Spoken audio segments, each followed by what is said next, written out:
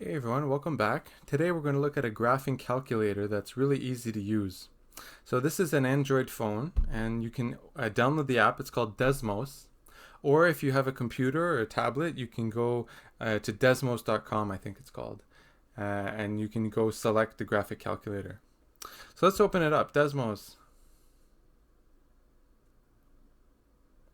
Right, so what we have here is our entry to plug in functions, and then it'll graph that function. Right, so we can have x squared, let's say plus 3x minus 4, like that.